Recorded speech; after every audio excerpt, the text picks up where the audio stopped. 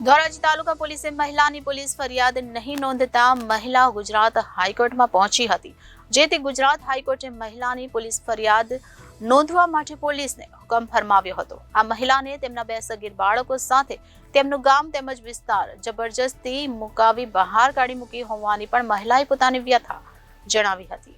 રાજકોટના ધોરાજીમાં ગુજરાત હાઈકોર્ટના હુકમથી અંતે વિધવા મહિલાની ધોરાજી તાલુકા પોલીસે દુષ્કર્મ સહિતની ફરિયાદ નોંધી હતી। ધોરાજી તાલુકા વિસ્તારની વિધવા મહિલાનો એકલતાનો લાભ લઈને તેમના પર સામૂહિક બળાત્કાર ગુજારી ઘરમાંથી કાઢી મૂકવાનો ચકચારિત કિસ્સો સામે આવ્યો હતો।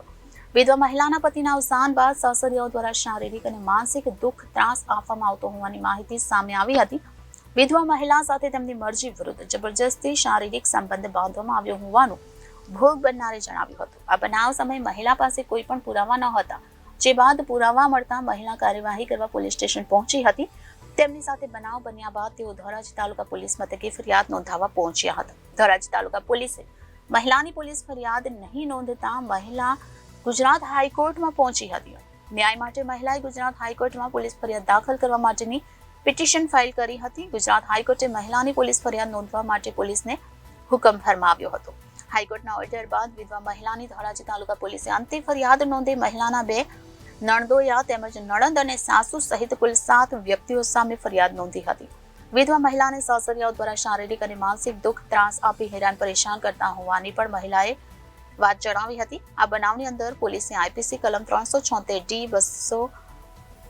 323 506 2 342 114 મુજબ ગુનો દાખલ કર્યો હતો। મહિલાને તેમના 2 સગીર બાળકો સાથે તેમનું ગામ તેમજ વિસ્તાર જબરજસ્તી મુકાવી બહાર કાઢી મૂકી હોવાની પણ મહિલાએ પોતાની વ્યથા જણાવી હતી। ધોરાજી તાલુકાના ગ્રામ્ય વિસ્તારમાંથી આવું છું।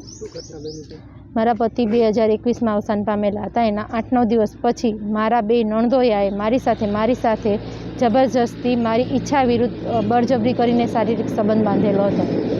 એમાં મારી 4 નણદો અને મારા સાસુ સહમત હતા।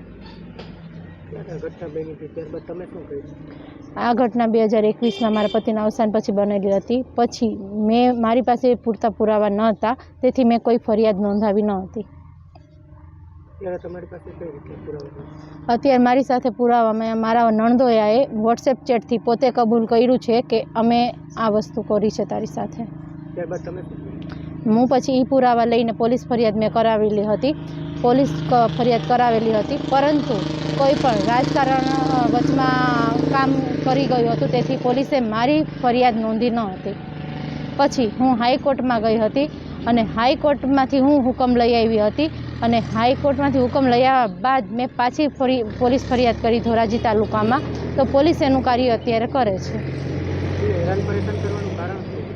હેરાન પરેશાન કરવાનું કારણ એ જ કે મને બધી રીતના શારીરિક, માનસિક, સામાજિક રીતના બદનામ કરી નાખી હતી।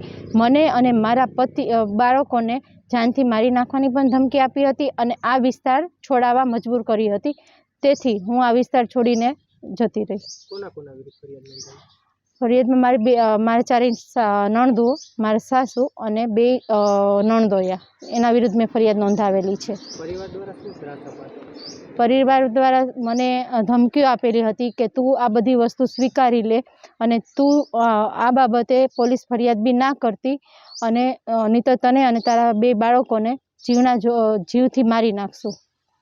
Bureau report Janadesh news, Rajkot.